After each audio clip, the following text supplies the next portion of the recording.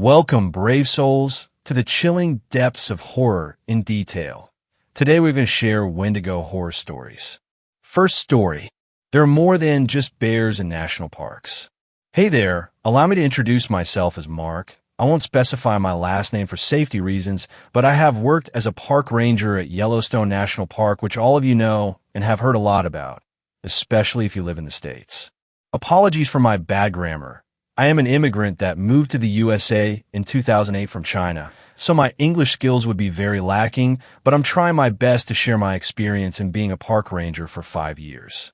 Being a park ranger gives you the opportunity to see things that are not seen by city folk, and some would even slide off the memory of the human race due to how hidden these things are, and trust me, Yellowstone is not different. They say the bears in Yellowstone are dangerous, which is true, and along with the wolves and other predators, but there's more than just bears and other critters that can tear you apart. The Yellowstone has very sinister inhabitants. Now, you may have heard of the Wendigo and may have considered them as folklore along with the skinwalkers, but in reality, they are part of the ecosystem in Yellowstone, but what's even more disturbing is that they're not at the top. I found out in my second year as a park ranger. It was just like any other day, mundane, full of life, and I'm just carrying my tasks as a park ranger, assisting the hikers, patrolling the park, and watching over in the tower to look for wildfires and other stuff, and sometimes I do it out of curiosity. That day, I can remember chilling in the cabin and eating food, though I don't remember what I was eating, but I remember my radio buzzing and the voice of my partner coming out of the radio. Mark? Mark? Requesting assistance near the tree line close to where some hikers camped last week. There seems to be a scene that needed to be investigated. The radio crackles. I pick it up and answer, "All right, be there in a few minutes." About 30 minutes later, I arrived at the spot only to be greeted by a grisly sight of a strange creature lying dead and full of wounds. Large scratch marks, and its body was battered and gored. Perhaps this is what folks called the Wendigo, as the creature had a skull for a head and antlers. It looked formidable, but it looked like it was the latest victim of something bigger, and at the time, I am no in mood to meet the culprit, but I stayed. Kevin, what do you think that thing is?" I asked, clearly alarmed by its disturbing appearance and the horrible smell. "That's what we call a Wendigo," he answered without signs of irritation or apprehension to the smell. Now, Kevin was an older guy, a white dude in his 40s, tall and hugely built, but even he was short compared to the thing that lay dead in front of us. "What killed this thing?" I asked, disgust and dread etched on my voice, but somehow Kevin answered with calmness. "Bear could be a mother bear defending her cubs, or a male bear defending his territory. Anyway, bears suppress the population of these creatures and seemingly compete for the same resources. It's tall and all, but really doesn't stand much of a chance against a grizzly," Kevin said. Kevin went down on his knee to examine the stinking corpse while I put a distance between me and the dead Wendigo, as I cannot stand the smell. Kevin, on the other hand, kept investigating.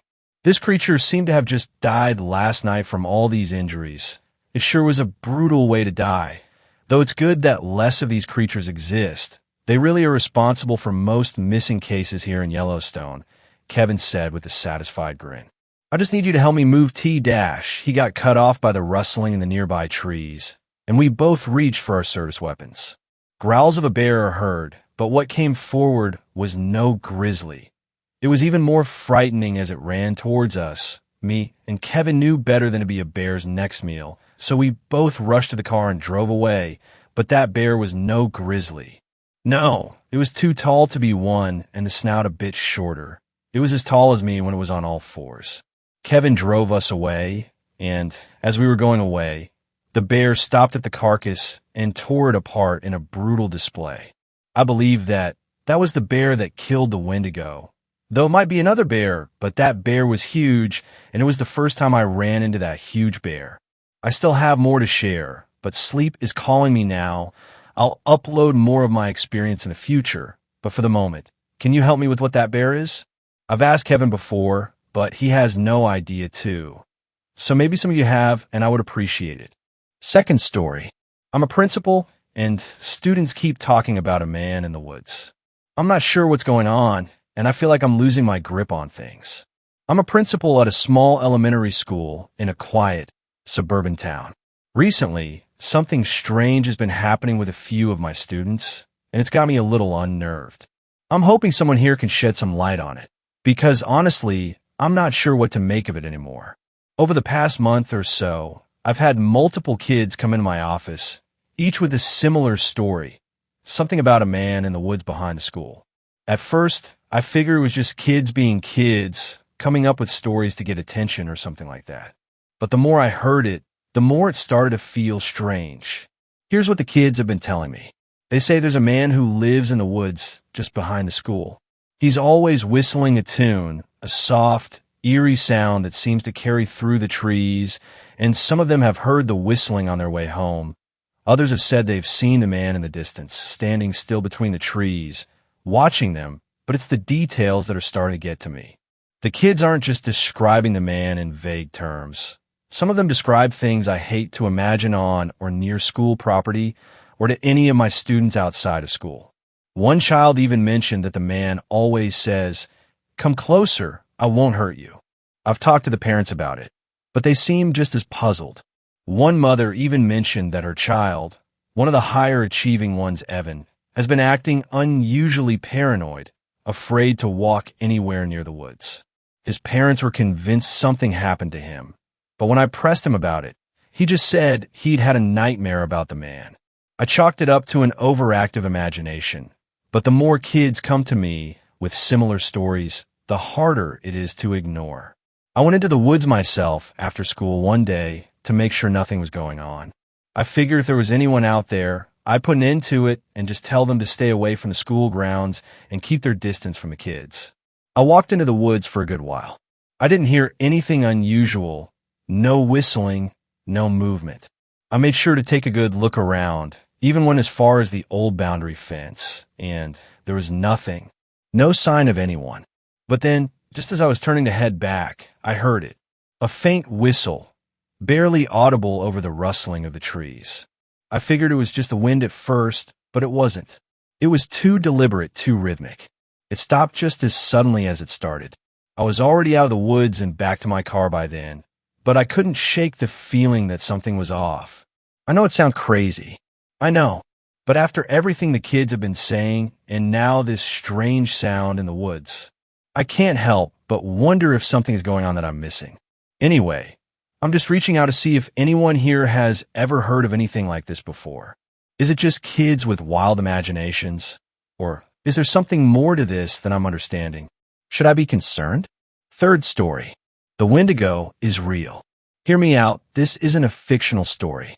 This is an experience I had when I was 11. A dream that still intrigues me to this day and has made me have a passion for proving the Wendigo. This is my story. I was up at my grandparents' cabin down in Arizona.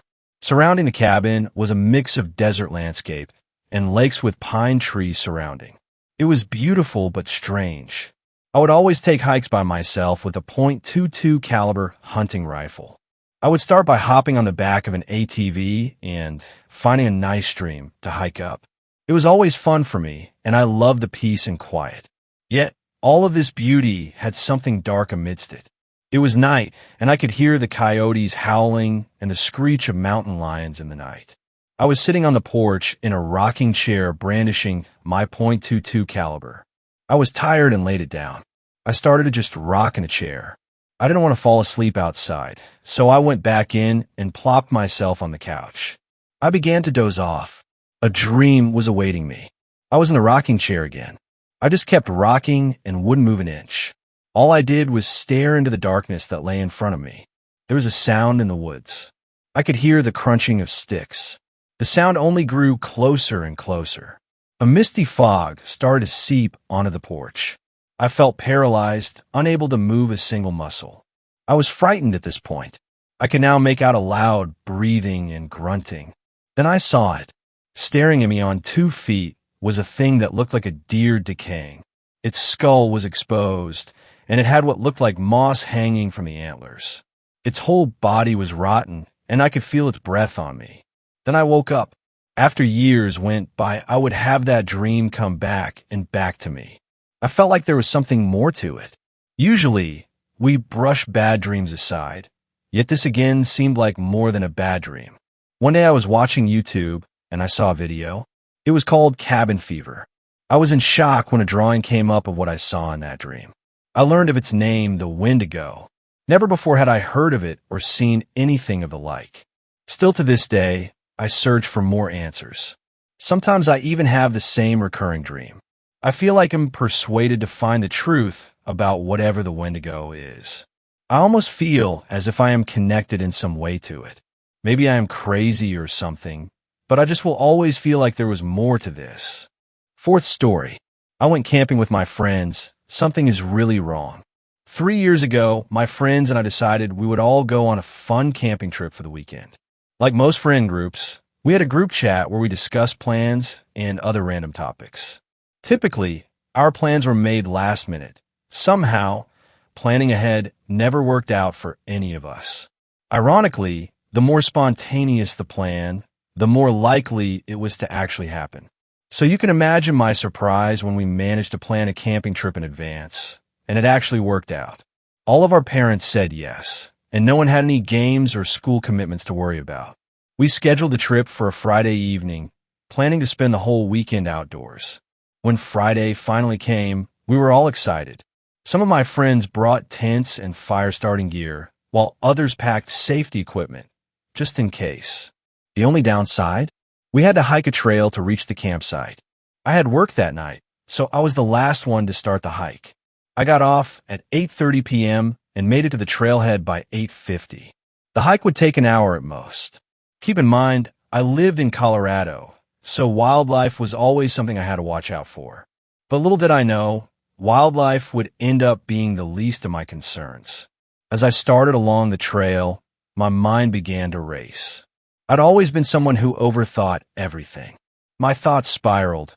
What if a bear comes out and eats me? What if my blood sugar drops and we're out of snacks? What if someone is stalking me from behind the trees? Eventually, those thoughts faded, and I found myself more focused on the music playing through my headphones. As I kept walking, I realized my blood sugar was actually starting to drop. I stopped for a quick snack break and sat down to rest. I've been a type 1 diabetic since birth. Ever since I was 18 months old, when my pancreas decided to retire early, my life has revolved around managing sugar intake. All that really did was turn me into a sneaky kid who constantly found ways to sneak sweets. Sometimes I wonder what it would be like to be normal. But then again, this is my normal. I don't have a single memory of life without diabetes. If anything, not having it would feel abnormal to me. Maybe I wouldn't be the punching bag of the group if I didn't have it. Maybe my mom wouldn't carry so much guilt over it. Either way, there's not much I can do, it's just the shitty hand I was dealt. Once my blood sugar was back at a reasonable level, I stood up and continued down the trail. But after a few minutes, I stopped. My surroundings felt off, uncomfortably unfamiliar. I looked at the map I was using and realized I'd taken a wrong turn. I had been walking in the wrong direction for nearly the entire hour this hike was supposed to take. A chill crept through me. It felt like freezing water was being pumped through my veins.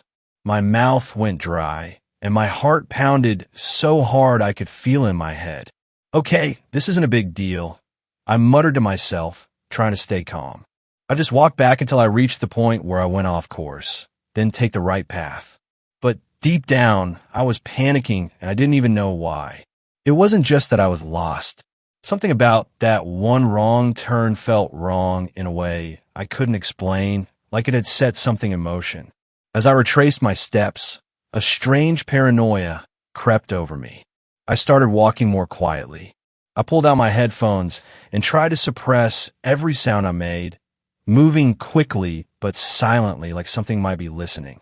As I started walking, I began to notice something strange. Why are there two sets of footsteps? I wasn't imagining it. I could clearly hear it. It wasn't subtle. Every time I took a step, something else did too. But it wasn't just that something was walking behind me. No, it was that every footstep it took was perfectly synchronized with mine. Not just the timing, The sound was identical. The only reason I even noticed it was because of a slight delay, just a fraction of a second. I know, that doesn't make much sense. If it stepped when I stepped, the sound should have blended perfectly. But it didn't.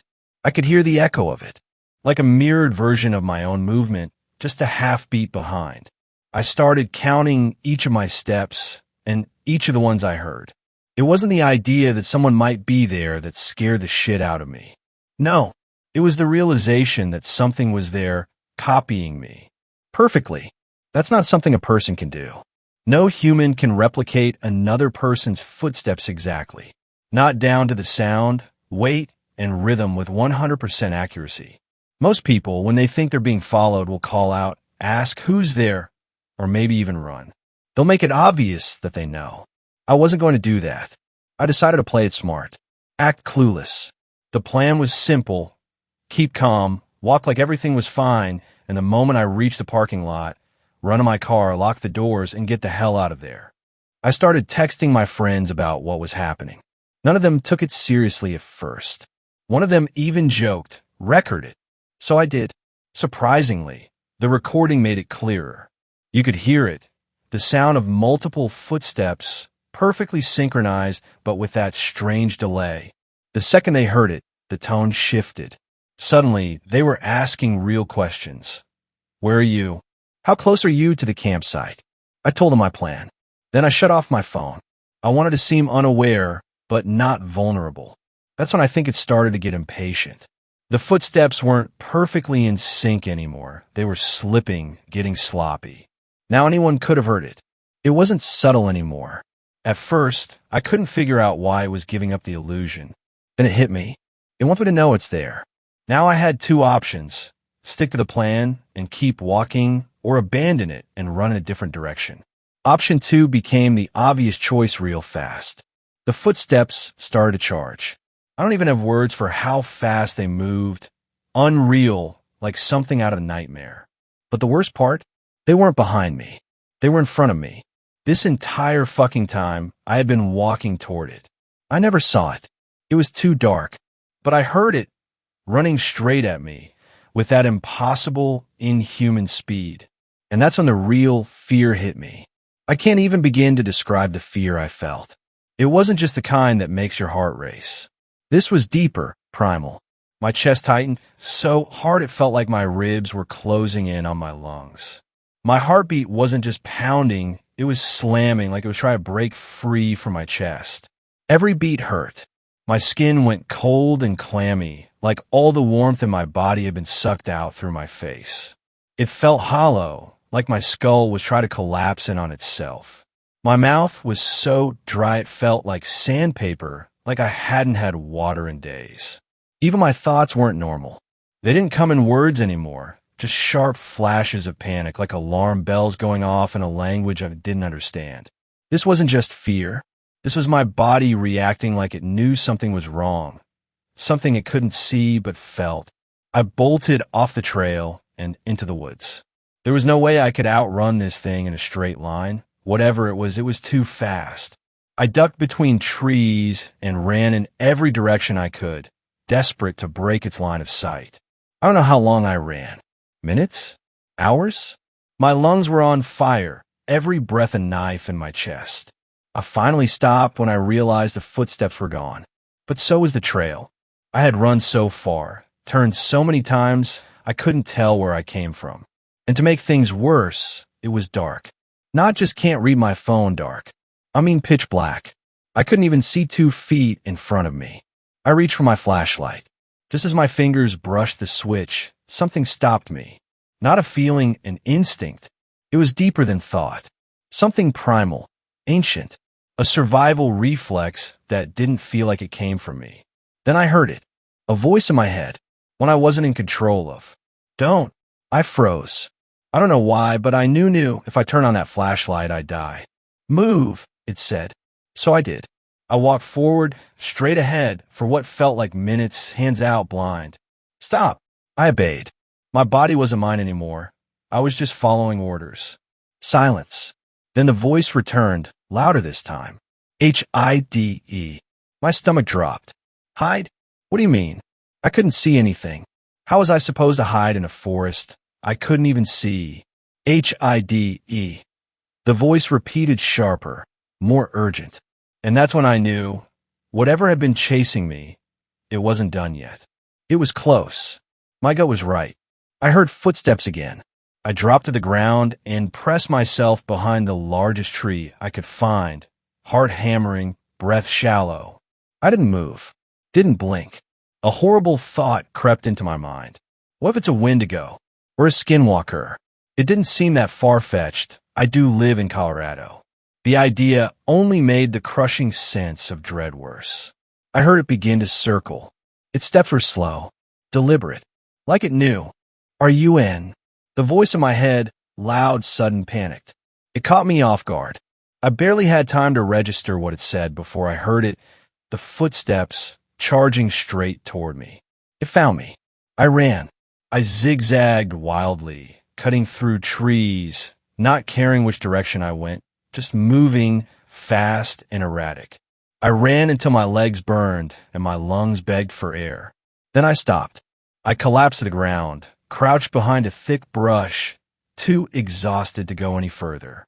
I could only pray I had lost it. That maybe, just maybe it gave up. That's when I heard it. An ear-piercing scream ripping through the silence of the woods. It came from behind me. Close, but somehow distant. Like it echoed from somewhere it shouldn't have been. I froze, paralyzed by fear, waiting for the real voice, to guide me. And then I heard something else. James? Holy shit, James, is that you? Eric. It was Eric's voice. My friend. Every ounce of fear drained from my body in an instant. Relief flooded through me. I was about to jump up, call out to him. But then the voice returned. D-O-N-T. Why? Why did it say that? I listened anyway. And within seconds, I realized why. It was there, looking for me. That didn't make sense. I had just heard the scream behind me. Not even seconds ago. And now, Eric's voice. But it wasn't him. None of it made sense. Before I could spiral any deeper, something pulled me back to the present. Something far worse. I could see it now. And this wasn't a Wendigo. It wasn't a skinwalker. It wasn't anything I could recognize. It was tall. No, inhumanly tall.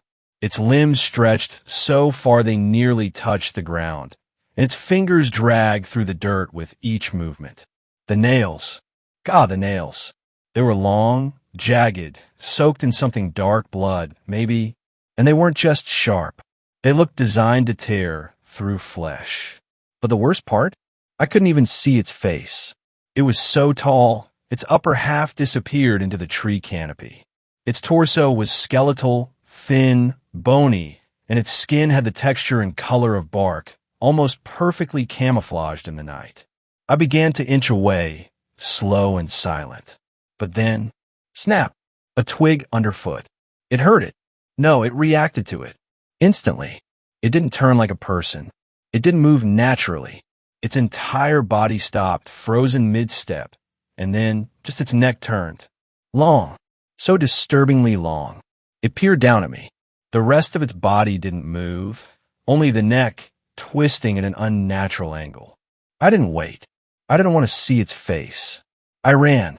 The voice screamed in my head again, this time with pure, urgent panic.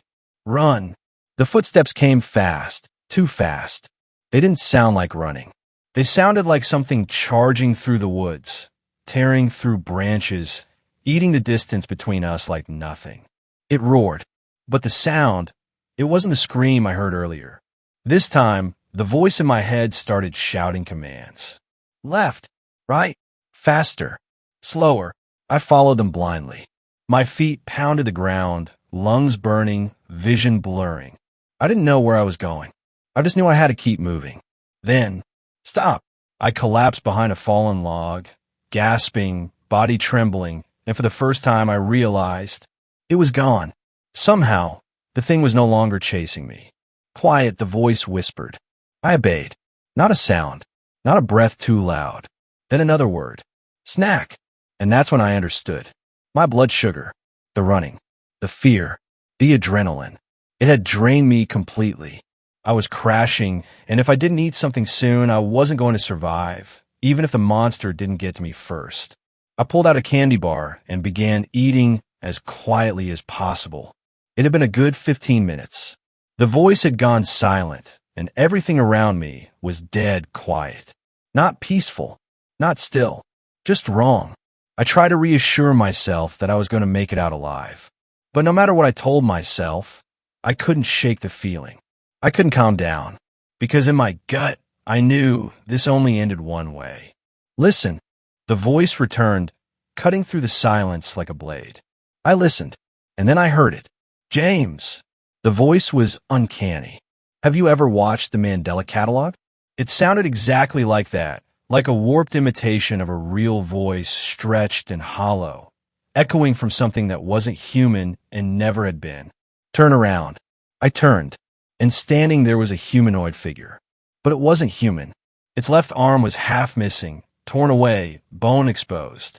The rest of its body looked decayed, rotting like a corpse left out too long.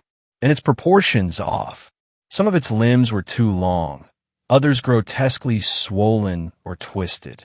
Its smile glowed faintly in the darkness, so wide, it had torn the skin around its mouth. Blood still clung to the shredded flesh, and I could see inside. Ropes of dark, stringy blood stretched between jagged teeth, like it had just chugged a gallon of blood. It didn't speak again. It just stared. Then in one motion it dropped to all fours and screamed, a high-pitched, bone-shattering shriek, inhuman, violent. Then it charged. I didn't even get the chance to run. It was too fast. It grabbed me. And then nothing. Just the sound of flesh tearing. Pain. Then darkness. I woke up in agony. Every inch of my body hurt. The first thing I noticed was the light, broad daylight, pouring in from behind me. I was lying at the entrance of a cave. Next to me was a pile of bones. Definitely human. In front of me, nothing but pitch blackness. The cave stretched deeper than I could see. I didn't have time to process anything before I heard it again. That thing. It was already chasing me, back on all fours just like before. But this time, there was distance between us. I had a head start. I pushed myself to my feet, ignoring the pain, and ran. Faster than I ever have in my life. It screamed again, a horrible, piercing scream that ripped through the air. It was so loud, I thought my eardrums would burst. But then, I noticed something. The scream wasn't behind me. It sounded like it came from in front of me. I didn't look. I just kept running, my feet pounding the trail until somehow I made it back. Back to the parking lot. Back to my car. And the police were already there. They rushed me, took me in. I was barely conscious by that point. I hadn't realized just how messed up I really was. The thing had bitten a chunk out of my shoulder. Deep, ragged scratches tore across my back. Some of the wounds were already infected. They asked me what happened. I lied. What was I supposed to say? The truth? That a monster in the woods stalked me for a week and left me to die in a cave full of bones? They'd have locked me in a padded room. But as they questioned me, I learned something that chilled me deeper than anything else had. I had been missing for a week. A whole week. And somehow I survived, which made no sense. I didn't have my backpack. My insulin was gone. My pump was missing. There's no way I could have gone a week without it. No way I could have gone that long without water. Yet, I did. Somehow. Recovery was long and hard. Therapy was even worse. Eventually, I told the truth. The therapist gave me the usual canned response. Trauma interferes with our memory. Yeah, I know what I saw. She made me talk about it a lot. And that's when I started putting the pieces together. The screams. The voice in my head, who I thought was a guide. It wasn't guiding me out. It was leading me deeper. There weren't just one of those things. There were two. Every time I heard that scream, every time I thought it was in front of me, it was actually right behind me. They played with my perception, bent my senses, used sound, and hoped to trap me. They weren't hunting me for the kill. They were playing with me. And I think that's the part that breaks me the most. They kept me alive on purpose. They let me wake up. Again and again. I wasn't unconscious for a week. I wasn't asleep that whole time. I kept waking up. But every time I opened my eyes, it was night. Every time, I'd forget what happened the time before. And every time, the chase would begin again. Sometimes I'd run. Sometimes I'd hide. Sometimes I'd hear a loved one's voice calling out to me. Eric, my mom. But they weren't real. The second creature, whatever it was, it mimicked them. Used their voices. Their faces. It gave me hope just long enough to lead me into the jaws of the other. Every night, the game reset. And every time I lost.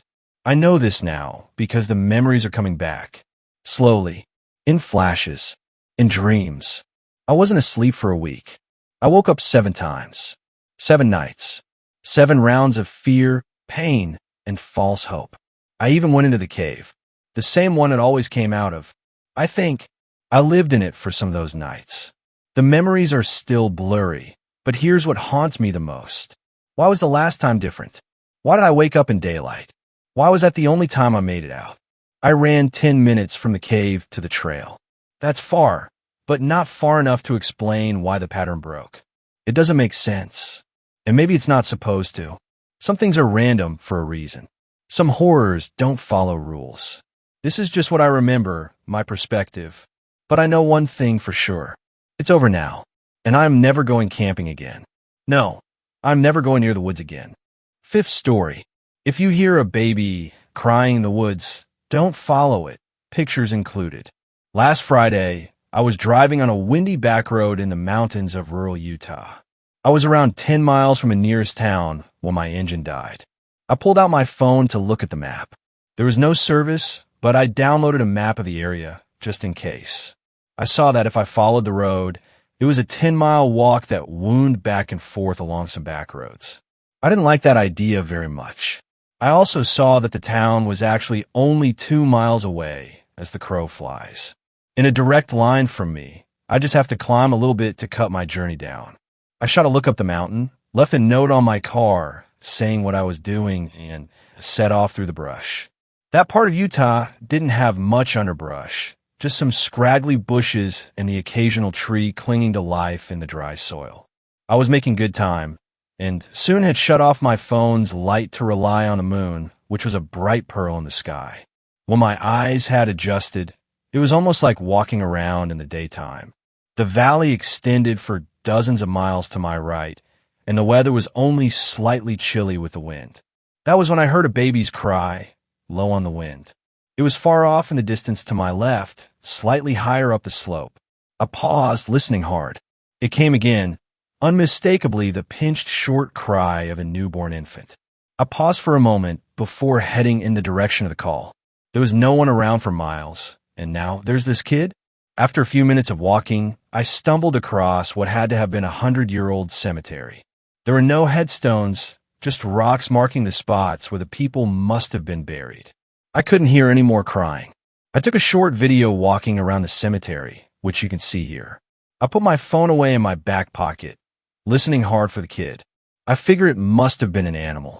I thought I'd heard that coyotes could mimic human cries. Then I turned to look at the moon, only now noticing it had been ringed by thick, dark clouds. Almost as if on cue, the clouds rushed forward. Over the course of 5 seconds, the cemetery went from lit up by moonlight to pitch blackness. The clouds must have been covering every star in the sky, as well as the moon. The darkness was complete. I couldn't see my hand in front of my face. It was so black that it seemed almost physical, enveloping and dulling each of my senses. Then the baby cried again from my left, loud and piercing. I jerked, caught my foot on a rock, and fell forward onto the fences. The baby was shrieking loudly. It couldn't have been more than a few feet away, just on the other side of the fence. I pushed back, sticking my hand into my pocket, feeling for my phone to turn on a light. That's when the dry, papery fingers slid around the back of my throat. Nails dug into the skin, and I thought I heard a high, raspy giggle from behind me just before they began to squeeze. I jerked forward, flipped on my light, and spun around. There was nothing there. I ran away, trying to put as much distance between myself and the cemetery as I could. When I finally reached the town, I put my hand up to my neck and felt the scrapes on my neck. I told myself it was just a tree, but I knew that wasn't true. I managed to get an old mechanic to come help me with my car.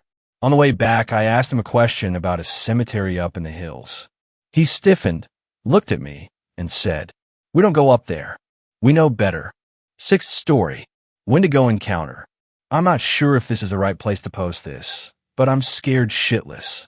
After hearing stories and looking stuff up online, I'm fairly sure it was a Wendigo. Me, my son, and girlfriend were attacked by something. We were camping up in the northernmost area of Washington. My girlfriend is incredibly superstitious, so she insisted we brought weapons. So I had my combat knife and a 12-gauge shotgun, and she brought a .22 rifle alongside a newly sharpened machete. Our son was just 3 years old at the time. She and I were set on edge from a park ranger, who seemed very tense and uneasy, who stopped us and instead of confiscating our weapons told us to be careful and stay safe, then sent us along our way to the camp.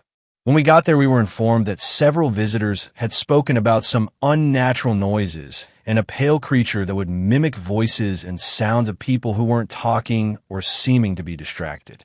I laughed and put the idea out of my mind, thinking to myself, there's no way. They're messing with us. But I knew better. So we then reached the area we were going to set up camp.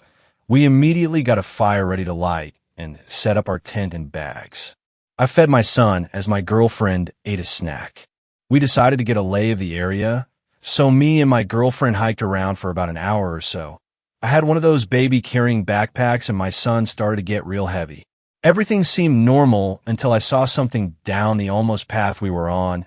We walked closer to investigate and saw drag marks. It looked as if someone had killed a buck. There was a whole outline in the dirt with a small dried pool of blood, as if someone grabbed it from the antlers and pulled. That wouldn't be possible for any man to do. The buck, or whatever it was, would have been way too big for that. Shaken, we rushed back to base camp and restarted the fire and hurried back into our tent.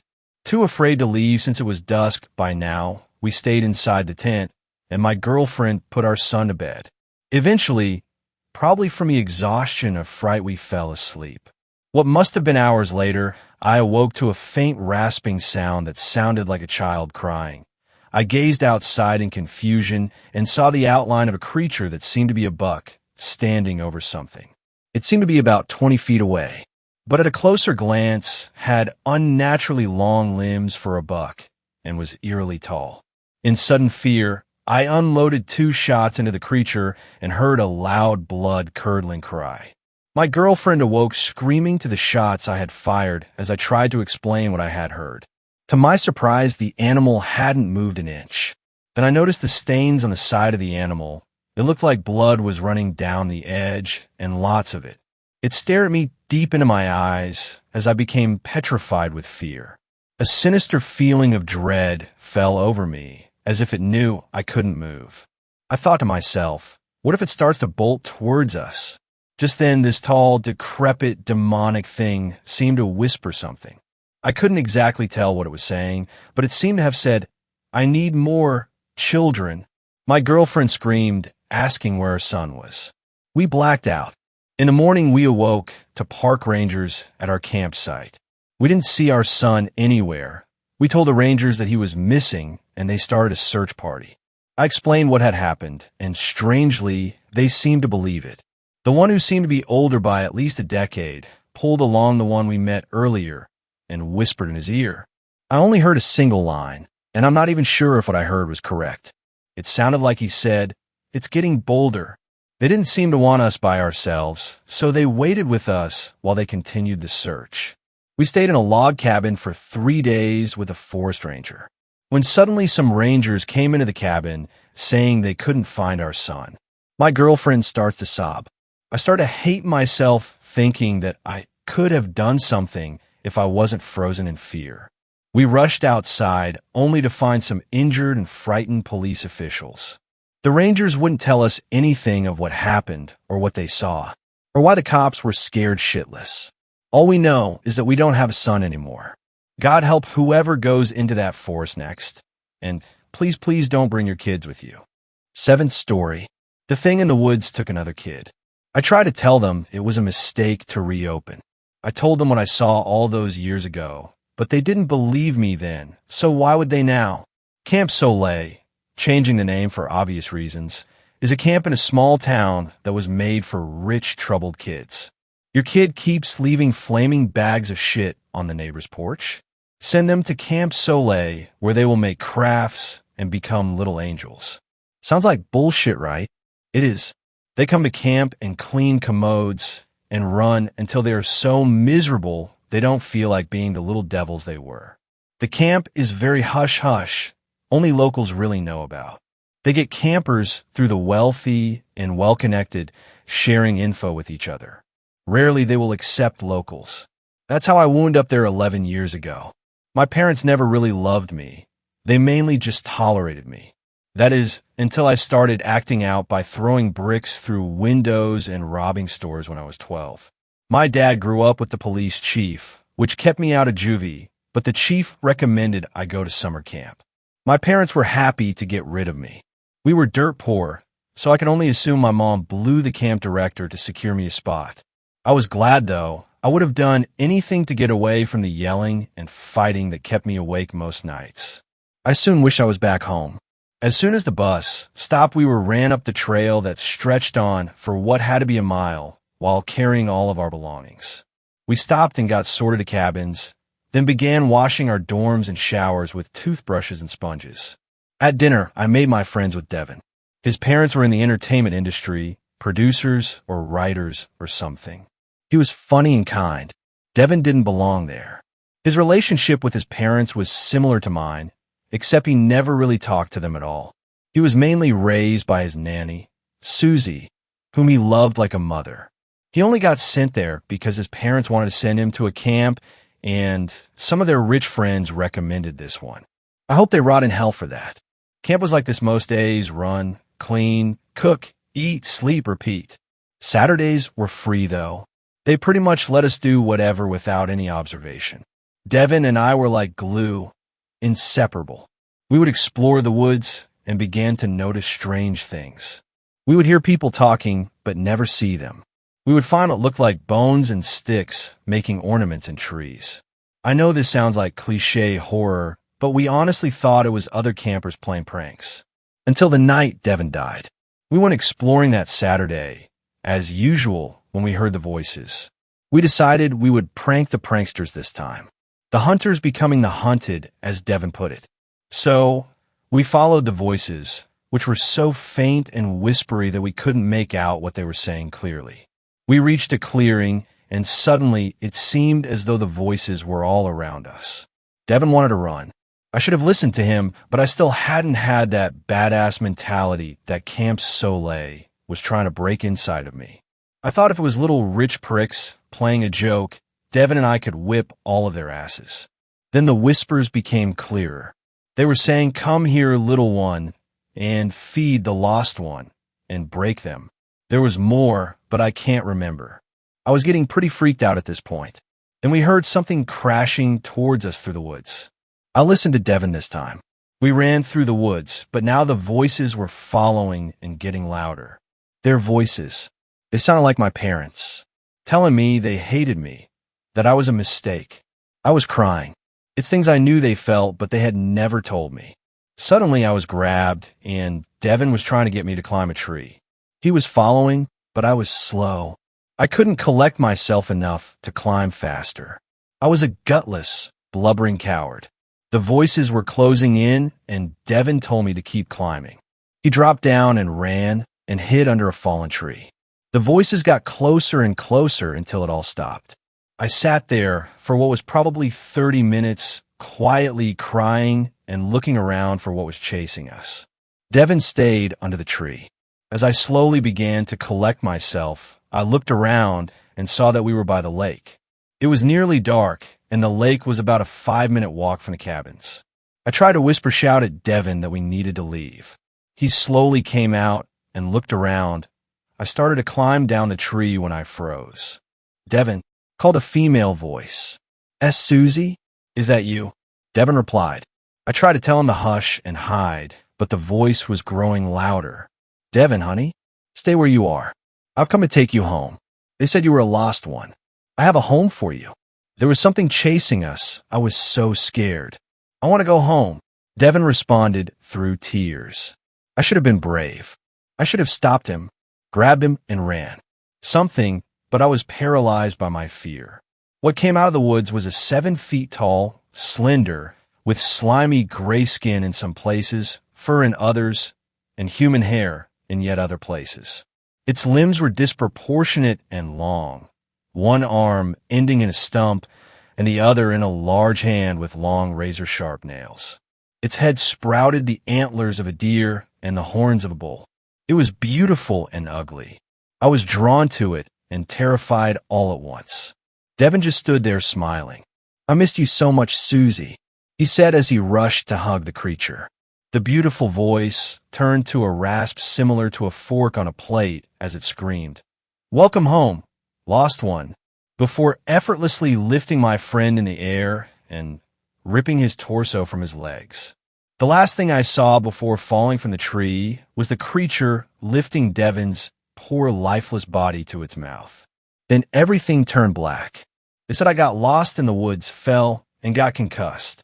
There was no evidence of what I saw, and Devin simply got separated and was still missing. I tried to tell them that I couldn't have been lost right by the lake, but it didn't matter. They wouldn't listen. Devin's parents suddenly cared, not enough for them to want it to be national news that their child was missing, but enough to want the camp shut down. I did my research and found kids have been going missing around here every so often for decades.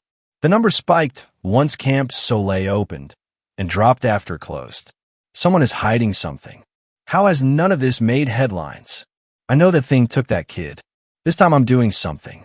Tonight, as Devin would say, the hunter becomes the hunted. I'm so sorry, Devin. I miss you. 8th story. A Wendigo encounter while ice fishing. It was supposed to be a relaxing weekend, a getaway from the stress of work and the chaos of life. I packed my gear, loaded up the truck, and headed to a remote lake in northern Minnesota, far away from the noise of civilization. Before I left, though, I stopped by a bait shop on the edge of town to stock up on supplies. The place was old, with faded signs and dusty shelves, but the owner seemed friendly enough, a grizzled man in his 60s who looked like he'd spent most of his life outdoors. "You're headed up to Coldwater Lake?" he asked, handing me a bundle of waxworms. "Yeah," I replied, trying to match his casual tone. He paused for a moment, his weathered face tightening. "Be careful out there. It's not just the cold you've got to watch for." I laughed nervously, thinking he was referring to thin ice or maybe bears. "What do you mean?" He leaned in closer, lowering his voice like he didn't want anyone else to hear. "Strange things happen up there. People hear sounds, see things. Folks around here don't like to talk about it, but you do well to keep your eyes open and your fire burning." I chuckled awkwardly, brushing it off as local superstition. "Thanks for the tip," I said, paying for my supplies and heading out the door. But as I walked back to my truck, I couldn't shake the look in his eyes, something between fear and pity. It stayed with me during the drive, and when I finally arrived at the lake, I found myself glancing over my shoulder more than once. Like I said before, it was supposed to be a relaxing weekend. The locals warned me about the weather. They said the cold could seep into your bones and never leave. But I wasn't worried. I'd ice fished a dozen times before and thought I knew the dangers. Boy, was I wrong. The lake was a vast, frozen sheet of white, surrounded by dense pine trees that seemed to stretch endlessly into the sky. I set up my tent in the middle of the lake, drilled a hole in the ice, and settled in for what I hoped would be a peaceful day of fishing. As the sun dipped below the horizon, the temperature plummeted. The stillness of the lake became unnerving. No wind, no sounds, just silence. It was as if the world had been put on mute. That's when I heard it. A faint, distant scream. It wasn't the howl of a wolf or the cry of an owl. It was human, but not quite. A wail that carried pain, hunger, and something primal. I froze, my breath fogging the air as I strained to listen. The sound came again, closer this time, echoing across the icy expanse. I told myself it was just the wind, but deep down I knew better. The ice beneath me groaned and cracked, a sound every ice fisherman fears. But this wasn't the natural settling of the ice. It felt purposeful, as if something massive was moving beneath me. Panic set in. I grabbed my flashlight and scanned the lake.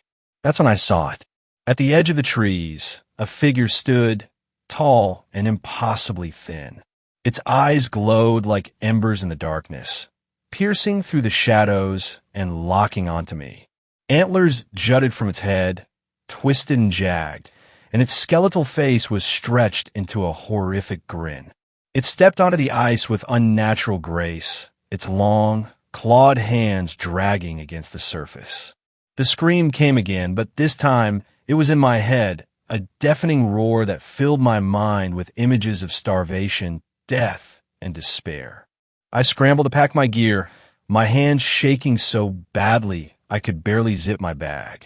The creature moved closer, its body convulsing as if it were struggling to contain itself. Its teeth, jagged and yellow, gnashed together in anticipation. Then it stopped. It tilted its head, as if studying me, and let out a guttural hiss that sent chills down my spine. Without thinking, I grabbed the propane heater and hurled it toward the beast. The flames erupted on impact, and the Wendigo shrieked, a sound so inhuman and agonizing that I thought my eardrums would burst. I didn't wait to see what happened next. I ran, leaving everything behind, my boots pounding against the ice until I reached the truck. As I sped away, I glanced in the rearview mirror. The lake was empty, but I swear I could still hear the faint echo of that scream, following me through the night. I haven't gone ice fishing since, and when people ask why, I just tell them the truth. There's something out there in the cold, something that doesn't belong in this world. And it's hungry. Ninth story.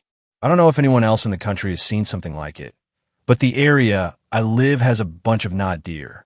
It's not something anyone around here talks about a lot, but when someone calls you in the middle of the night in hysterics or shows up on your doorstep with a wild look in their eye, you know what they saw. And they're never quite the same after they've seen it. It's hard to explain what exactly the not deer is. The name isn't very good at telling you much. You just know it when you see it. It will look like a deer, but only if you don't look closely. If you give it more than a cursory glance, then you start to see how it's not a deer at all. I've collected a few accounts my friends have had about this thing. One of my drinking buddies, who we'll call Tyler, spilled his story over some beers at our favorite little dive. Me and him were sitting with a couple of other friends in the bar. We were all a bunch of 40-something guys who had grown up in rural Appalachia. Tyler looked around the bar to see if anyone close to us was going to hear what he said next. He told me that he saw it when he was young, in about his early 20s. Tyler was smart and had gotten into a university in a big city. He was driving back to his hometown out in the country for winter break, so he could spend Christmas with his folks. He was driving a little slow down a 2-lane country road on account of the ice and snow that the area had been getting. He was keeping an eye out for animals since he was driving through the middle of the woods, so he was well prepared for if something like a deer leaped out of the woods a ways in front of his car. What not enough people understand is that hitting a deer out in the middle of nowhere can be a death sentence. They will wreck your car, and if it's a buck, then you have the extra danger of the antlers going through the windshield and into a place they're not supposed to be. So it's understandable that Tyler slammed his brakes when he saw the deer. He came to stop about 20 feet in front of it. Tyler sat there waiting for the deer to move out of the way. He told me that at first it looked like any other normal deer, but he slowly started to realize that something was off about it. Tyler told me that the deer didn't get out of the way immediately. He said that it was wobbling on its legs like a newborn. It took a shaky step forward, then another, and then it began to walk more confidently until it was out of the way of the truck. As the deer was walking, Tyler realized that what was off about the deer was its legs. I asked him what it was about them that was off, but he just shook his head. "I don't know, man," he said. "There were either too many bends in them or not enough. It was just wrong. Wasn't made right." Tyler said that as soon as he noticed this, he got more afraid. He said it felt like his heart had sunk into his stomach. After the deer had gotten out of the car's way, it stopped in its tracks. Then its head turned around to face Tyler. It looked too smart. Tyler said, "It wasn't looking at me. It was looking into me." Tyler put the pedal to the metal, not caring about the ice and snow on the road. He said he kept up that speed for 5 minutes. His heart was beating hard against his chest, and he had to take deep breaths to get himself to calm down. After Tyler finished his story, we were all silent. Then one of my other friends, who we'll call Jamie, spoke up. "I've never seen it," Jamie said in a voice that made me think he was lying. "But my dad has." Jamie said that it happened when he was a teen. His dad was going out to the outhouse in the middle of the night. Jamie's dad brought a flashlight with him so he can see where he was going.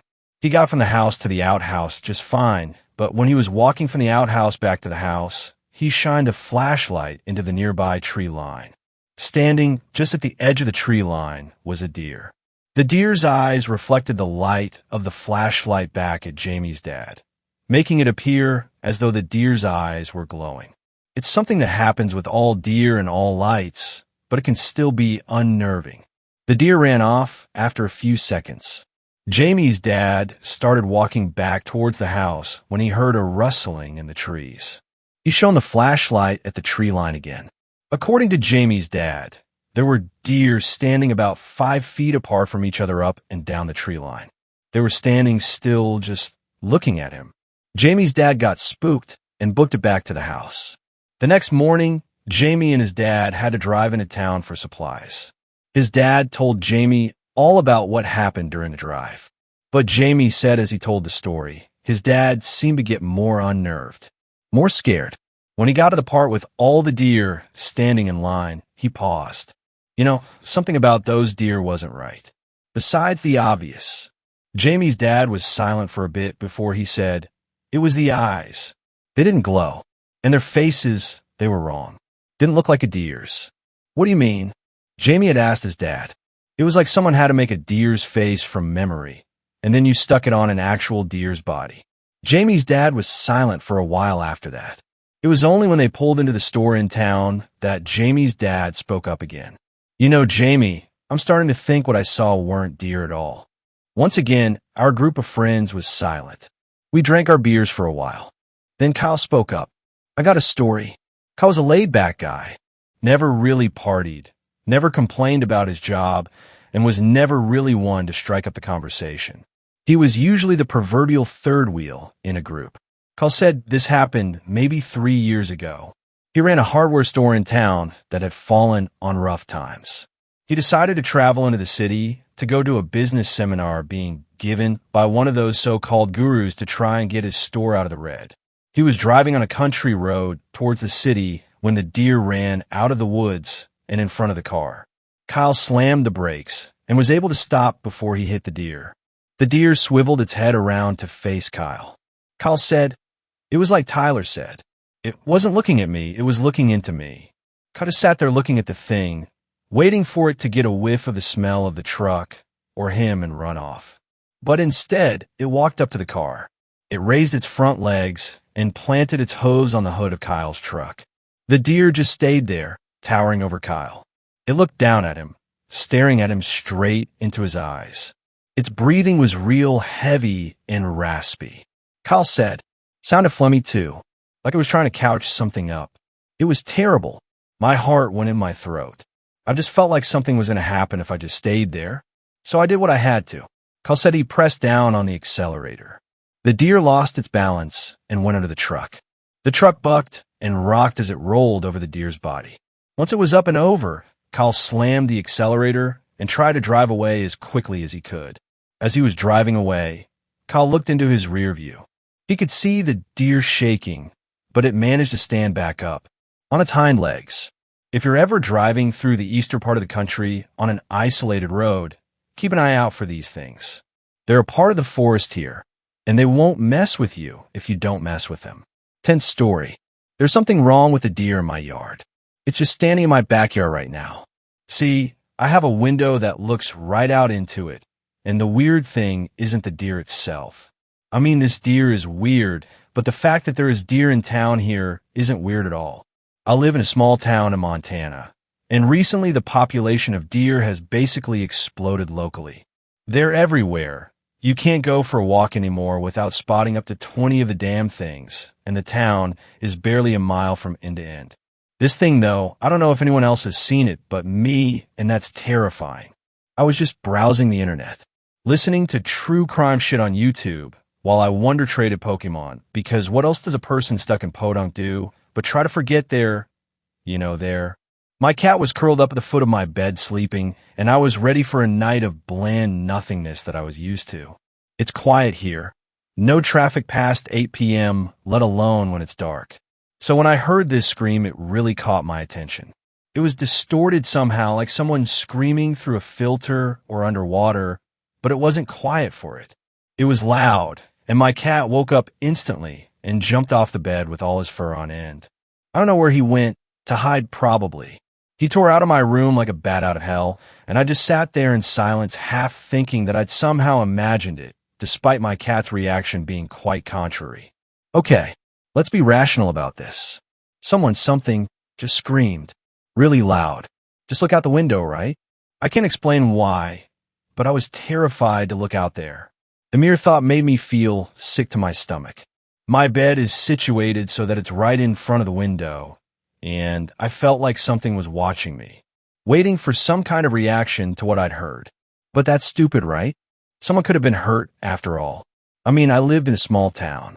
Nothing too terrible happens in this shit town, so I figured that I was just overreacting. I'm overthinking the sound. Maybe someone has fallen off their roof in the middle of the night, or something. So I looked. All that was in my yard was a deer, standing off near the back fence, and hunched over in a way that immediately made me uneasy, like it was hunched or crouched. Now it was dark out, so I couldn't see that well. There's a street light, but it doesn't light up my backyard well, because the fence follows the line of an alleyway. So I didn't realize right away what was off about this thing.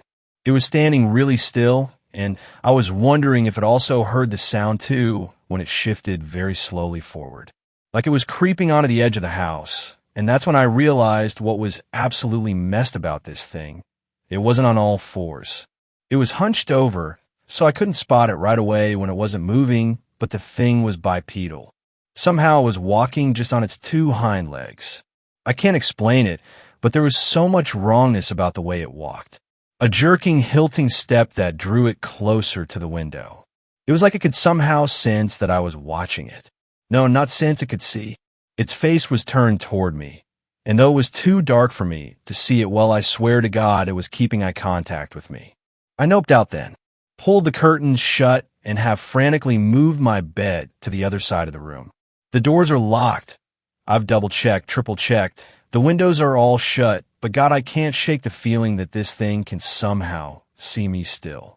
I've barricaded myself in my bathroom because there's no window in here. I want to get the cat, but I'm scared to step out of the room. Should I call someone? Who do I call? Freaking animal control. That thing wasn't right. I don't have a gun. I never hunted like my parents, and I'm regretting it like hell right now. I keep hearing noises around the edge of the house. Not the screams, thank God, but just this tapping, like it's trying to figure out a way to get inside. I'm terrified, but what the hell do I do? Thanks a lot for watching the video. Till the end, subscribe to Horror in Detail for more videos. Drop your suggestions in comment section.